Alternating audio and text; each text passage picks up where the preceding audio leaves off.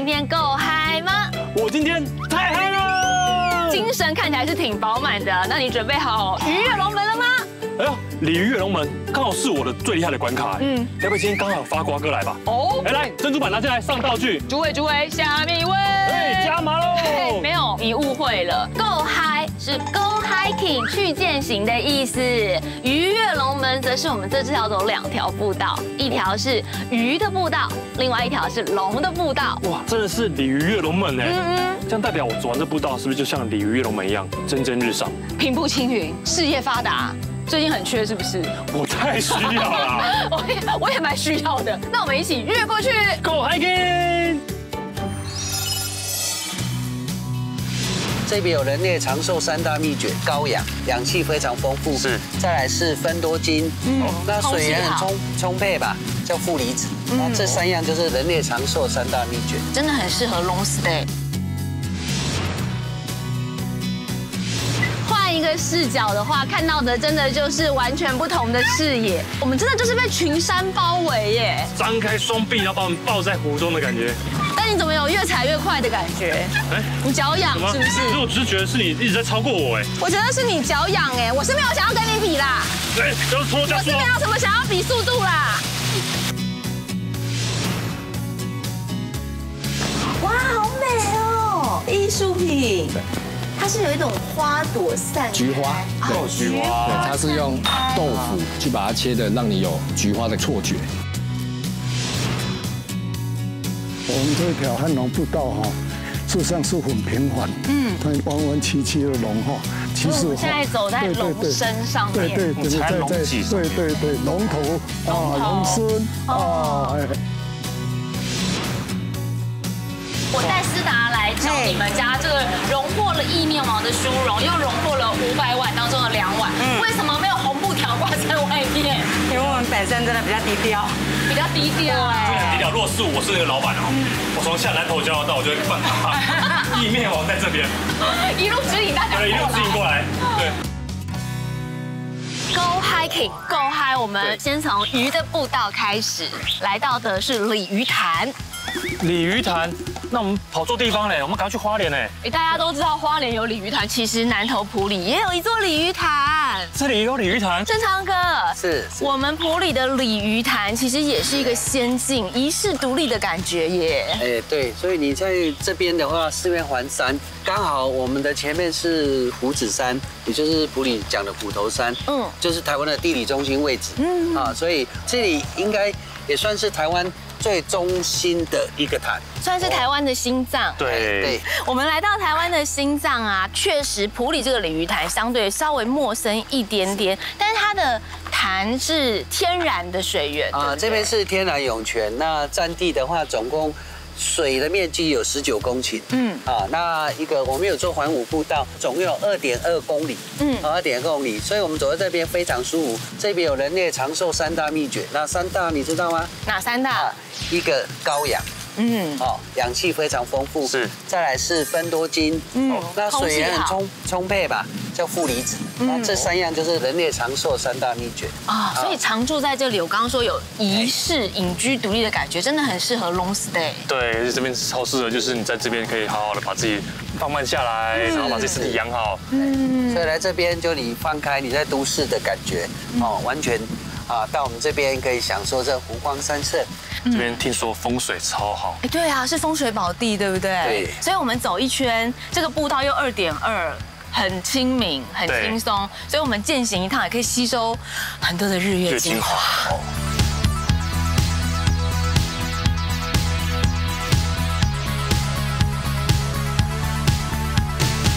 哇，这一段好漂亮哦！这一段呢，有一种漫步在绿荫小径的感觉，而且它也有一个很美的名称，叫柳岸哎。是。这边比较特别，这刚好是我们鲤鱼潭的中间位置。那把这个潭把它区隔成南北潭，好美哦，很有诗情画意的感觉。对，就觉得走在里面，我觉得自己好像可以吟诗作对的感觉。江南四大才子的魂会上来，对不对？真的，而且这边就是很浪漫呢。对啊，这是一刚开始在建造鲤鱼潭周边建设的时候就已经规划出的柳岸吗？这是日据时代日本人把它隔开的。其实这后面有2种传说啦。一种是要破坏地理风水，而另外一则传说是说日本人要撤退的时候，他把他的武器啦，他搜刮的宝藏啦，就藏在这边的山洞。他挖一个山洞，那些山洞的土就拿来做填土，做这柳岸，因为没有地方往外移了，就填在这个地方。那所以以前有很多人来这里找这些。这些宝藏，那目前还没有人找到了。那希望有机会你们可以来找找看。我也希望。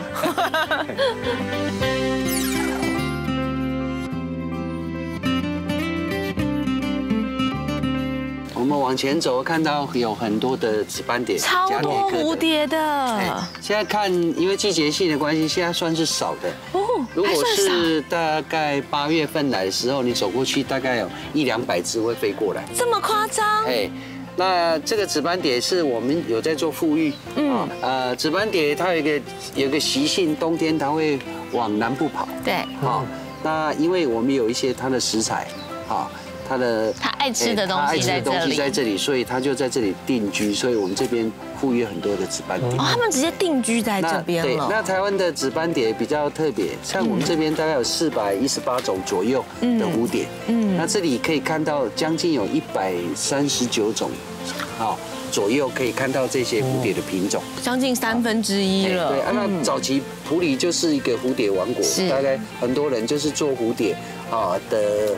一些作品做外销，小朋友的话都会去抓蝴蝶，赚取他的学费，他零用钱，很高档的打工方式。对，而且之前郭哥跟我说，他以前小时候是抓蝴蝶做标本，然后去卖这样，我以为他在吹牛，是真的哦，是真的，有历史渊源。那这边的话，早期的话，它蝴蝶的工厂大概有将近50家，后来现在慢慢都收掉了啦。那现在有的就是以保育为主了，有展示跟保育为主，那来这边你不止空气很好之后，你又可以赏很多的自然的生态。对啊，看它翩翩飞舞的那种感觉，就觉得心情很好，而且好像我们就不用再加特效了。对，最近不是韩剧很喜欢，就说东西很好吃，后面就飞出来很多蝴蝶吗？我们就自然的蝴蝶就在我们身旁。这就是天然滤镜。对，是。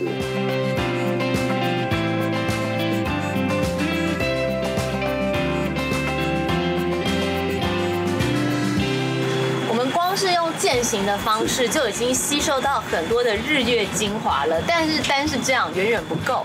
对，没有错。文姐跟你讲，刚刚我们只是走马看花，现在志昌哥呢带我们坐游园小火车，我们可以到7个宝穴，把它收集完、吸收完全部日月精华，相信我们一定会能量满满。所以这里有7个宝穴。对，这里有7个穴。好，那我们现在位置就在龙穴。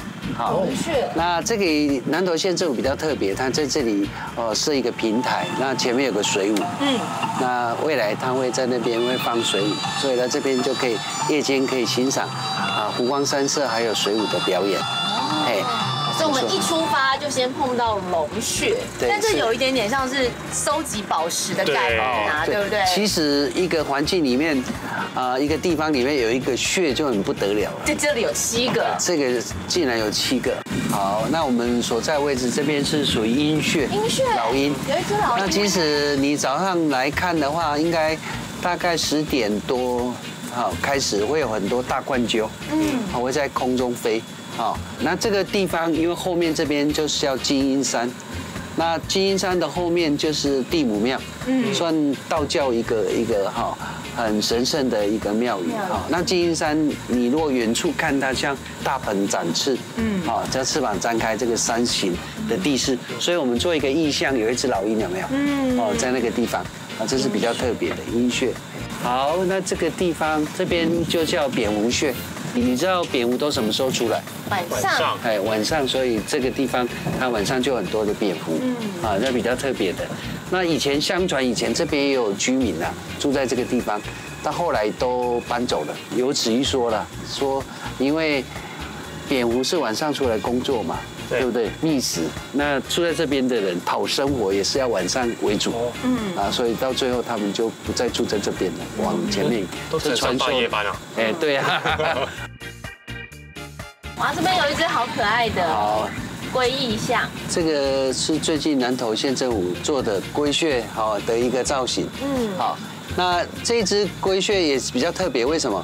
它把南投一些埔里这边的景点，还有龙特产，完全在这个龟背上的图腾上呈现出来。哦，我有看到飞行伞。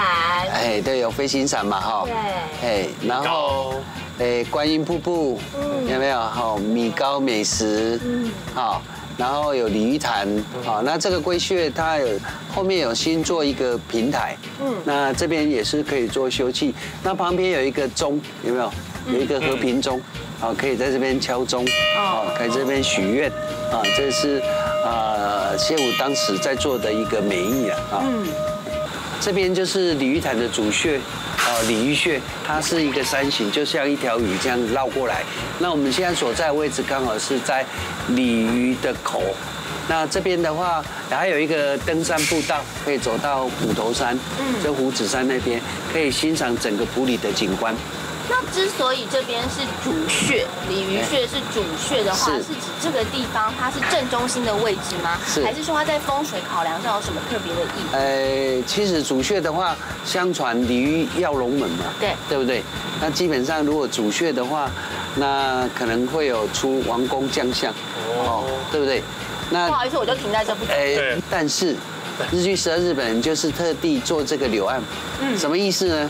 它就像一支矛、一支箭插在鲤鱼口，破坏这里的地理风水，断我们的江山呢。对，好，这是早期他们。所以现在我跟斯塔在这边待久一点，我们也没办法成为帝王。但是我们有请那个高深大德来这边做设计，所以我们有做2个拱桥，有看到吧？有。2个拱桥是在2边，对不对？对。那如果是一支箭的话，那个拱桥在2边的话，就像一支飞箭飞出去，所以就把它折返出去，有没有？让箭过了啦。哎，对，这只鱼一定有3只，对，因为3只鱼才会闪标。对，你很懂钓鱼，所以你知道。而且斯达，你有没有觉得风水这件事情真的是很像在斗智？对，你这样，我那样，就想办法破解。对啊，把它破解，然后有点这个大家互相在。以智取胜的斗志，很有趣耶。对，然后我们是坐环湖小火车嘛，那我们还有天鹅船，有些想接近湖面的啊，那就可以去踩船。想，大家可以踩一下。等一下就会安排这种的行程。好。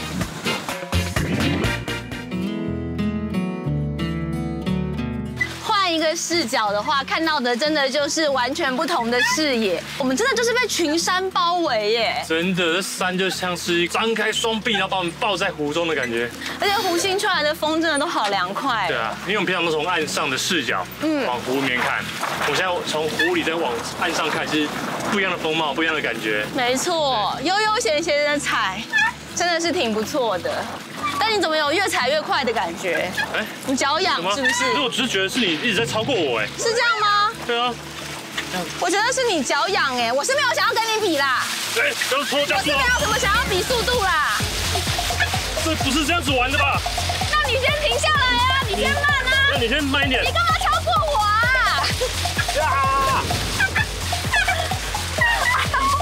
脚好酸哦。我才不跟 partner 做这种肤浅表面的胜负之争，才不呢！你看你那个水花，你胜负欲需要这么强吗？脚超酸的。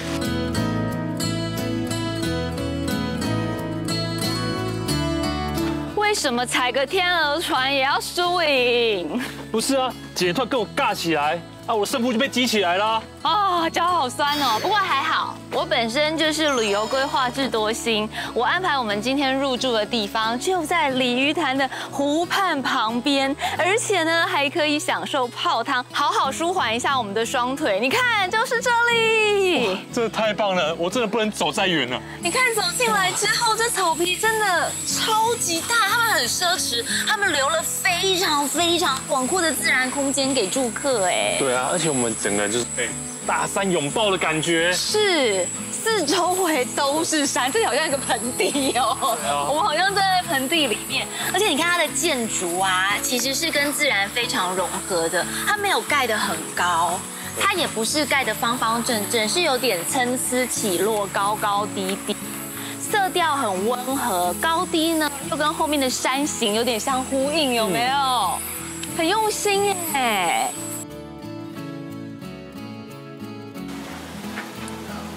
哇！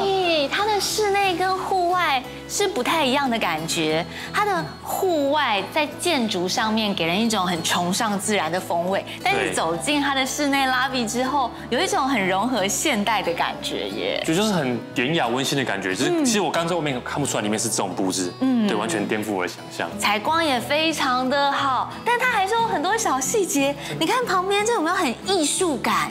就是很像古代那种屏幕，美人躲在后面，然后有国画在上面，鲤鱼跃于其中。对，而且它是用，你会发现它用2层的方式，我觉得鲤鱼好像就是很生动，有深有浅。就是那个李清照轻罗小扇扑流萤，这就是小扇。哦，果然你就是读书人，说得出这种东西，我都说不出来，只说出很生动。就是小扇，然后旁边还有很多的艺术品做摆饰，对，它也有一些圆形的设置，就象征水波纹的感觉。哦，满满的小巧思哎。我觉得很多小细节设计在其中的时候，就会让人无形之间变得心很放松跟很舒服。也许不用走很华丽的色彩，但是就觉得稳稳的，安安心心的，有静下来的感觉，喜欢。而且他们这里有迎宾下午茶哦。哎呦，好期待哦！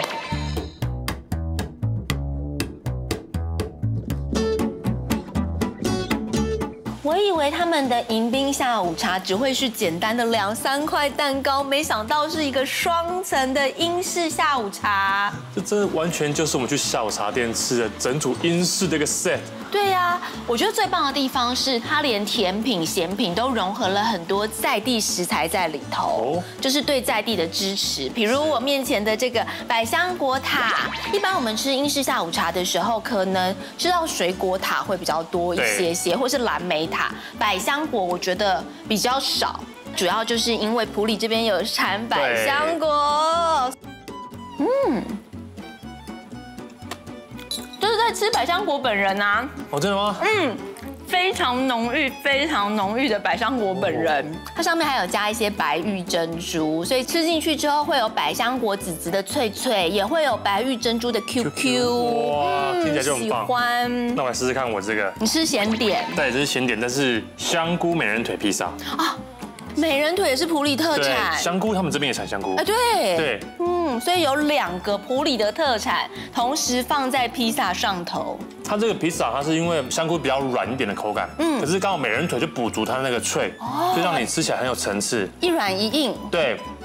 然后而且它面皮是嚼起来是很香的，然后它焗烤也是一样，它是用一点点，它不像有些披萨是用很厚的 cheese 会盖掉那种香菇的香，跟那种美人腿的甜味，超好吃的。因为它用原料食材，就不需要用太多的 cheese 去让它那个风味被盖住。对，就是喧宾夺主，不需要。这个意大利人不会生气。对，好吃。对，我这一杯饮品，我觉得有点舍不得喝哎。你有没有觉得看到它整个初恋的心情都回来了？对，而且它里面那个白玉好可爱。很可爱之外，它上面就是贵妃的感觉啊。杨贵妃要洗澡了，所以我们要加一点点玫瑰在里头。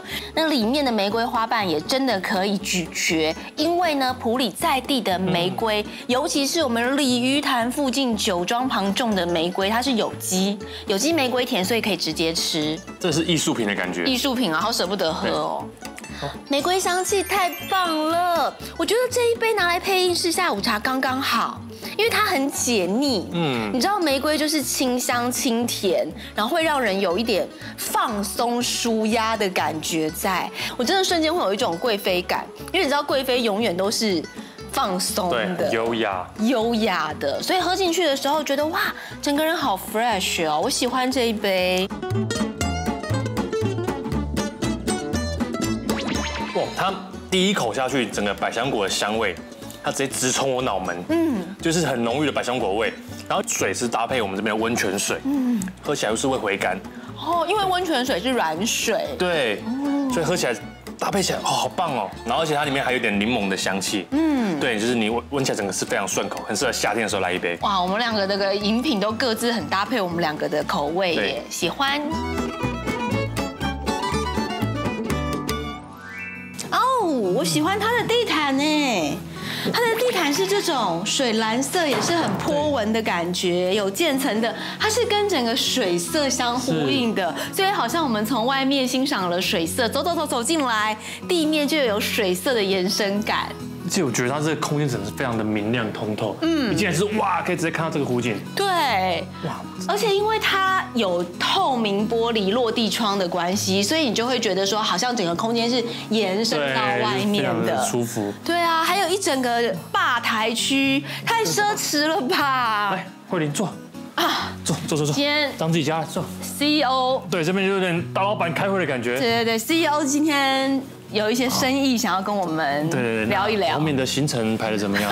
真的，这个坐下来好有那个气派的首席执行官啦、执行长啦、总经理的感觉。成功人士会住的地方就是长这样。对啊，于 CEO， 你往那边喊一喊，看会不会有回音？没有，这边你知道这个位置哦。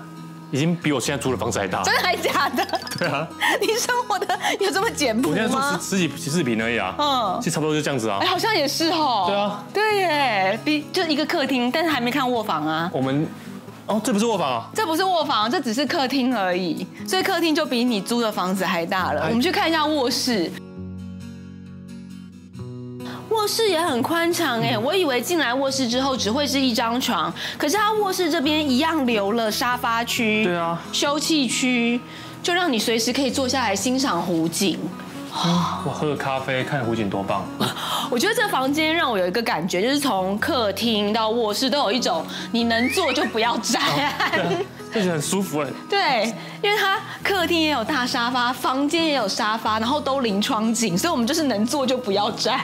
我就废，我就是要来这里 chill 放空。放空，对啊，这超适合放空的。这有没有就差不多是你租屋空间的大小？我确定是比我租屋空间还大。那你可能要伤心，因为它里面还有个浴室哎，那它浴室也很大哎，浴室超大的。这真的很大一间哎，而且它的泡汤池也很大。这是儿童戏水池。你不要伤心，你是不是看了之后有点伤心？比你的住房还大，因为这是 VVIP 啦。你知道，毕竟我是 VVIP， 所以我晚上住这间也理所当然。你睡这边是？我睡这边，你睡另外一间，不然我们去看你那一间。好，那我们去走看看。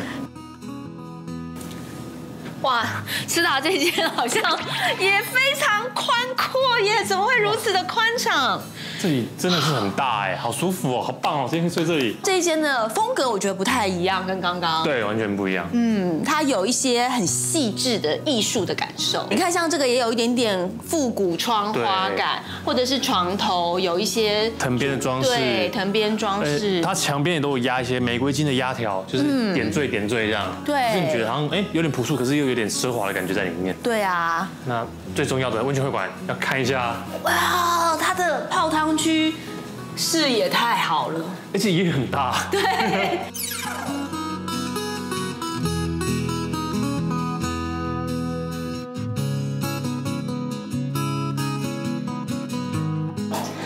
我们真的很少泡到这种汤池，在室内房间里面是这么大一个的，即便你182公分，你都还可以把脚伸直哎。对，我已经很久没有在汤屋里面可以把脚伸直了。对啊，我以前泡汤都是要小斜坡，现在要缩着。缩着。对。你完全在这边可以舒展你的四肢。对，可以好好放松。达到泡温泉最高的境界。而且我觉得泡温泉最高的境界就是，第一当然是汤池够大，我们可以整个尽情的舒展；第二就是泉质很重要。碳酸氢钠泉是我最喜欢的泉质，因为呢它无色无味，美人汤。那好适合你泡。对呀。而且它就是可以软化我们的老化角质。对。其实你知道吗？我听说碳酸氢钠泉它是可以喝的哦。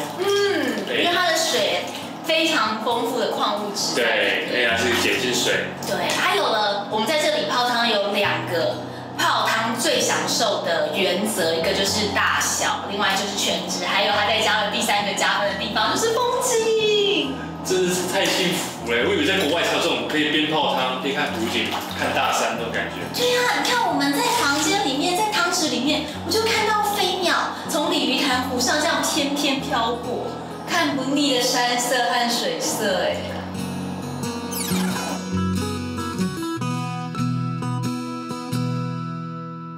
在在日本的泡汤文化里面，泡完汤之后就要吃很精致的会席料理。对，我们来到鲤鱼潭，泡完汤之后，当然也要吃很精致的无菜单料理。国喜主厨帮我们准备这一桌，光看着就很赏心悦目啊！而且一看就是中西文化的合并都有。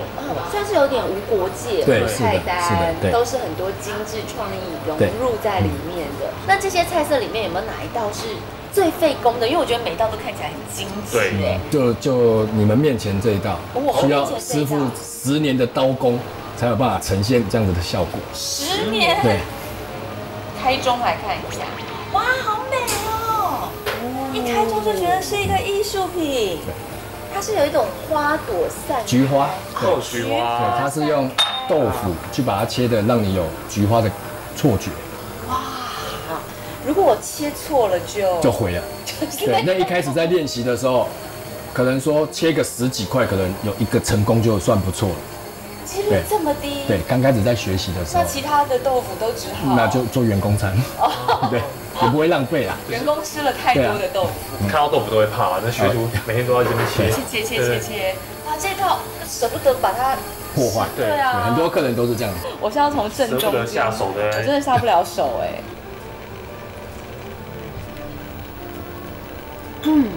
而且它也熬出了很多的胶质。对。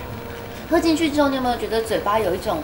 好像擦护唇膏的感觉，黏黏的，对，黏黏的，小小黏黏，有点黏又不会太黏，像极了爱情。哎呦，形容得很好哎。汤很清，汤很纯，然后豆腐丝是口感上面挑逗你一点点，细细的这样，很好喝，又好喝又好吃。我跟思达的主餐也是完全不同的特色，对，没有，有点各自飞向了不同国家的感觉。那我先来吃，你的是？我的是泰式石斑鱼。哦，你到泰国去度假？对，空本卡。哇塞！哇，你的鱼肉看起来好透，好嫩哦。那个鱼肉看起来颜色色泽就非常鲜。对，现在那个石斑鱼就是活的。对，我们前面有水，对，那是水族馆，很老蛙的石斑。哦，对，那用泰式的方式把那鱼的鲜甜味给调出来。然后它的鱼肉本身非常的 Q 弹。那搭配上鱼皮也是胶质满满的感觉，超级好吃的，就完全创新的口味。被中破塞的儿子认证说鱼肉很新鲜的话，应该就是真的新鲜。那我这个虾子测试机，我要吃的呢就是飞往法国的法式料理。这个法式料理有加点焗烤的感觉在里面。对，它是那个法式甜楼上面那个酸味酱去烤这个大虾，我插起来就闻到那个蒜味的香气了。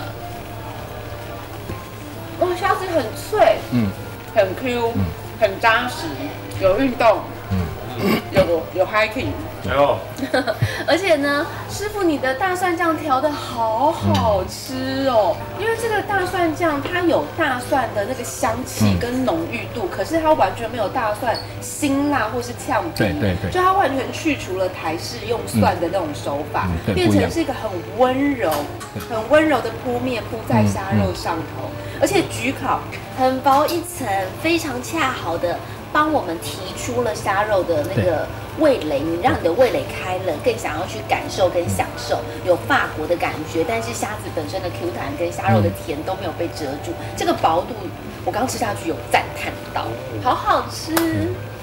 现在介绍一下，就是你们现在吃的这个就是樱花虾鸭肉米糕，是比较勾扎鼻道地的做法，好香哦，而且它怎么可以有那个粘着度？糯米啊，但是又粒粒分明，因为吃进去没有一粒是含糊的耶，没有一粒是要糊弄我们的，每一粒都粒粒分明，可是它又软嫩的很刚好，所以我的名称才会取珍珠粒，对，我不是取油饭，对，就是会粒粒分明。这真的是很有去日本吃会席料理的感觉，每一道你要慢慢的吃，也像吃法式料理一样，你真的是要慢慢吃，因为里面有好多师傅很细节的用心哎，真的可以吃到这一桌，实在是我们的荣幸。对，真的行一说在这里不想出去了。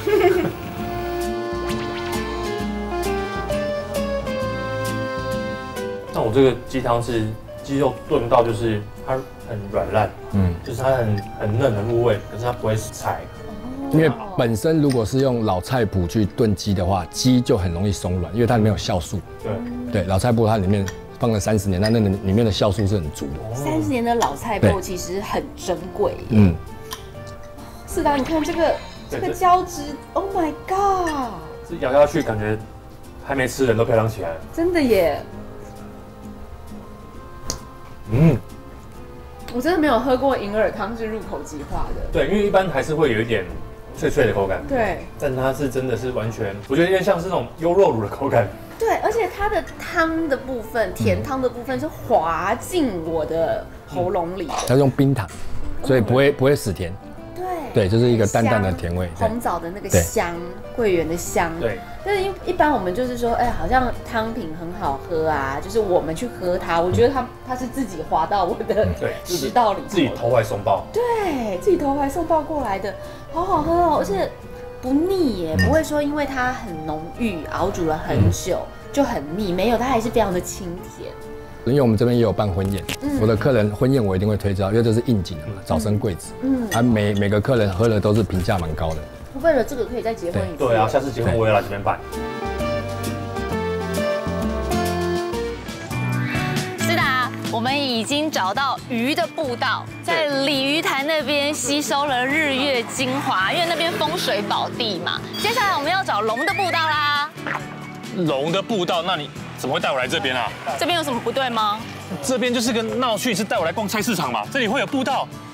这里是市区没错，可是你要知道，南投就是卧虎藏龙，处处都有惊喜。哎，就像我们前面就有个卧虎藏龙的老师要带我们找步道，林老师。林大哥，汉龙步道，汉龙这2个字听起来很威。对啊，我以为是什么营区的名字哎。对，威震八方，然后好像很难，可是其实是一条很舒服又平缓的步道哎。哎，对。因为汉龙步道哈，从字面上看好像是很逶迤或者说很艰难的一条步道，但事实上，如果我们反差来想，它是一个非常平缓哦。那整个步道在全长2.5公里，大概海拔都100多到200多，非常平缓。那旁边呢也有文旦柚哈，还有做一些蜜柚，还有做一些樱花，还有一些做一些景观。然后四季不分，都非常老中青少幼都可以走。对3代同堂也可以来走，很安全。所以它不但有林，它有花，它还有果。对，结果的时候还可以顺便望树之客。更难得的这地方哈，整个生态非常棒，五色鸟大冠鹫，还有一些比较我们常见的鸟类，这地方大家几乎都可以看到。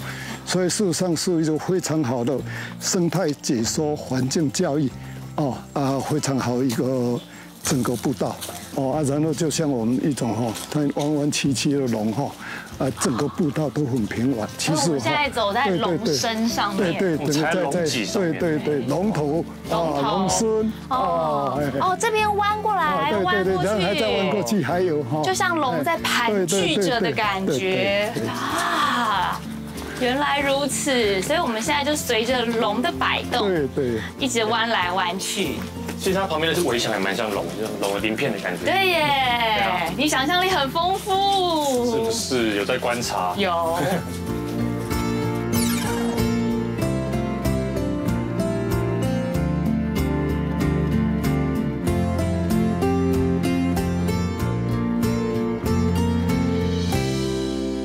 大哥，你说这个树叫什么树？美人树。美人树。对。美人为什么长刺呢？这个有些它特殊对啊。第一，保护它自己；第二，可以吸收水分。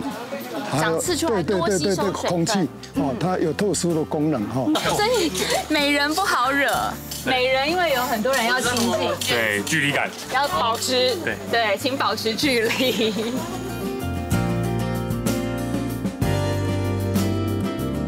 林大哥，这个是咖啡吗？你看这么咖啡，你在眼前你就可以看到了这是咖啡，对。所以连走个这么市区的步道都可以。对，而且这边咖啡树是特别高啊。我印象中的高就是矮矮的。对耶。这个没有矮化，第一哈没有矮化哈。哦，因为其他种植对对，因为矮化，你要采起才方便。了解。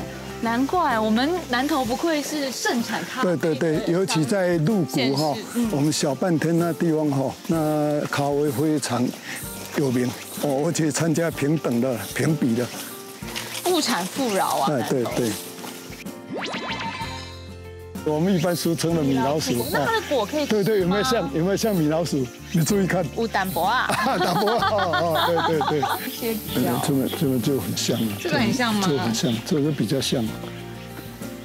有啊。是需要一点慧根。对，老师年代的米老鼠跟我们的米老鼠不太一样。因为米老鼠它也有分不同阶段的画风。对。紫薇。尔康。来追我啊，紫薇！尔康。我慢出来了。老师，你是不是有点尴尬？真是不知道怎么办，那就一起骑马吧。尔康。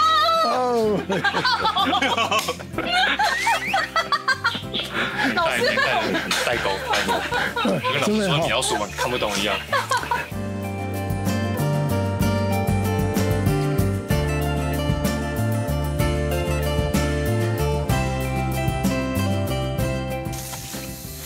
林大哥，我们是要走这边吗？不是走平的这边。走这边哈。走楼梯的这一边。对，走我们一般的好汉坡哦。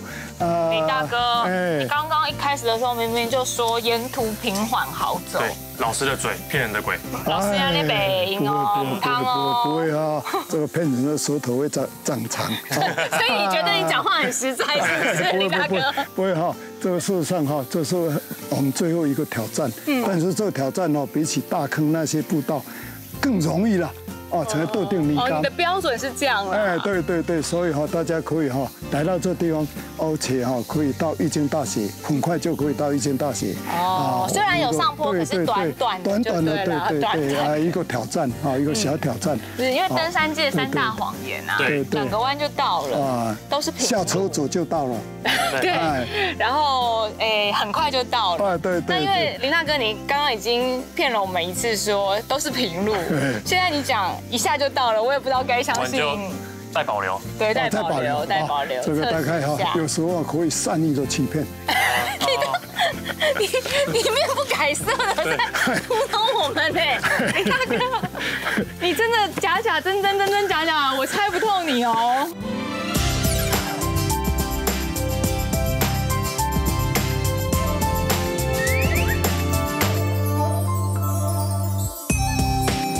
这里好庄严哦，林大哥，很特别的一个地方。温迪那个海打哈，这边我们可以接到哈，整个从汉龙步道上来，就是会接到我们玉京大学啊，这个是一个非常神圣的一个宗教大学哦。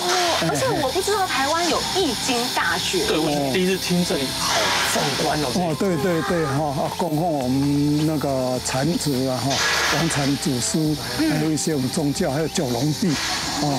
九龙壁，所以它跟汉龙步道是相呼应的。对，而且你知道《易经》里面也有很多跟龙有关的一些意象，比如说潜龙在渊、巨龙在田、飞龙在天。哎，你对《易经》应该也稍微知道吧？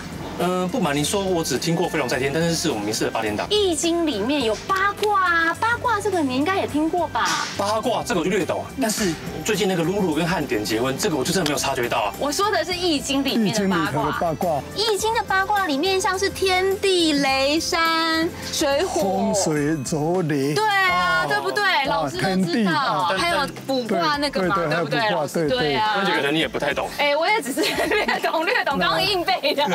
不过不管懂不懂啊，我觉得其实走汉龙步道这一段，沿途我们收获是非常满的，真的，而且你整路上就是不一样的风景。除了老师说的沿途平缓，然后之后加一点点小挑战，我觉得也很有趣味性，再加上生态很丰富，最后接到有龙的易经大学，真的是一个很棒的规划。对，健行这样又不累，对不对？又不累又很快。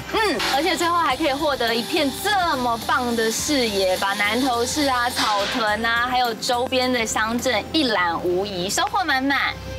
步道，现在肚子好饿哦。这么简单的步道你也饿？哎，也是有洞啊！你看我们一下隆的，一下缝的。哎，我也是有点饿，所以呢，姐带你来这边，你知道很多台湾的小吃在各县市，如果是具有代表性的话，哇，那是毫无地雷啊！哎，就像是我们宜兰一定要吃肉羹，毫无地雷。对，我们去彰化要吃什么？肉丸，哎，毫无地雷。那我们去嘉义，鸡肉饭，哎，没有地雷。那我们到南投要吃什么？当然是南投的意面喽。我刚走过来，第一次看到意面的店比那种超商还密集的，哎，真的，真的很了不起。但是呢，也就因为它是一级战区，我们要挑选我们要去吃的那间，是不是又更加困难？哎，真的哎，这很重要哎。所以不用我们选，人家帮我们选好了。我带你来吃这一家2007年的南投意面王。意面王。对。蛋姐，你说是2007年？2007年，今年都已经2025年了，以一个小孩子来说都已经上大学了，这么久远的东西有稳吗？哎，没办法糊弄你耶，你是一个挑剔的客人哦。我不是说挑剔，我是比较务实。哎，但是没关系，2007年你觉得年代久远，2025年。这一年，他们刚获得500碗，其中的2碗殊荣。哇，500碗光是入围拿1碗就很难，他拿到2碗。全台湾只有28间的店家拿到2碗的殊荣，所以这是1/28耶，多么难得啊！真的，那在就是这一间，这一间就是这一间，就在这里。这一间500碗，500碗，其中的2碗。意面王，意面王。他为什么没有意面王的扛棒？他们不习惯挂红布条，但是应该是有匾额才对。还是我们走错间了？没有，问一下老板娘，他们可能比较低调。不要相信我，相信我。哎，老板娘，美淑吗？你好，你好，你好。哎，我带思达来找你们家，这个荣获了意面王的殊荣，又荣获了500碗当中的2碗。为什么没有红布条挂在外面？因为我们本身真的比较低调。比较低调，真的很低调。如果是我是那个老板哦，我从下南投交流道，我就会放扛棒，意面王在这边，一路指引大家，对，一路指引过来，对。为什么这么低调？应该这么大的殊荣要告诉大家啊！因为我们想说，我们把自己的本分做好就好了。哦，真的是这样才能做出好的，很实在。对，好吃的东西都是因为实实在在的做本分。那能够从那么多这边一级战区超多意面，可以脱颖而出，你觉得你们是在味道上取胜，还是说食材上，或者是说有其他的特色呢？我觉得应该是新鲜，新鲜，对，新鲜，然后所以就是不需要太多的华丽的酱料，对，因为我妈妈认为说哈，越简单的东西越不简单。哦，我们不需要花而不实的东西来点缀它，对，原味就是最好。而且人家常常说，最困难的事情就是一辈子认真做好一件事。对，好，迫不及待想要吃了。对，我要吃50碗。好，你说的哦。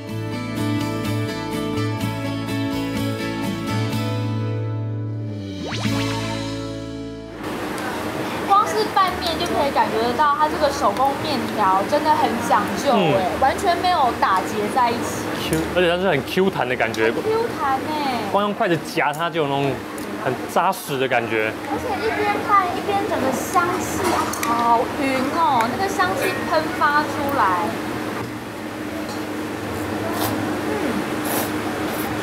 我觉得要搅拌，它的肉燥是有一种很温润的古早味，就它不是很华丽的那一种，但是非常有存在感。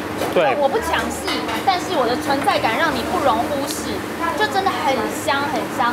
然后它的面真的超级好吃，面体非常的好吃，它的面很会抓，有没有？就把那酱汁都裹上去，对，吸在里面。对，就是把酱汁抱紧处理的感觉。对，有没有？我要把酱汁紧紧搂住，嚼到后面那个面也会越来越香，有一个面的香气出来，连葱你都吃得出来，葱也很新鲜。对，这么细微的地方都吃得出来，就表示哇，那个意面王名不虚传。真的是很有层次的意面。我是评审，我会把我那一碗给他。但是还有这个控肉也是很厉害，控肉饭。控肉饭也厉害。你要不要？你还吃得下？一定要，而且这是大家可能只知道意面王要吃意面，错了，还有控肉一定要点一下。它的控肉饭在地人的眼中也是很获好评，就对了啦。但是我偷你一点点。好，一个东西要好吃，要看当地阿北怎么点。刚刚来吃的阿北，每个人都点一碗控肉饭，就知道他一定是厉害的。好好吃啊！刚刚我吃了一口饭，发现它整个卤汁渗透进饭粒里面，很开胃。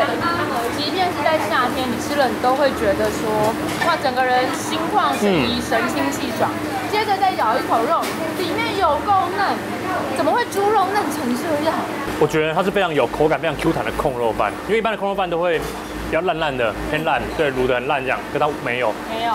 喜欢最有口感的人一定要来试看看。好，我觉得我们这一趟旅程啊，鱼跃龙门，整个也非常的成功。一方面我们自己脱胎换骨，对南投有了新的认识；另外一方面，我们也在走完步道又享受美食当中得到了极大的愉悦。真的完全就是非常适合南投一个在地行程。对，又有吃又有运动，一点都不会觉得没有羞耻心。对，而且一方面是运动完可以吃的更多。没错，欢迎大家一定要够嗨，来健行，来泡汤，来享受南投的美食。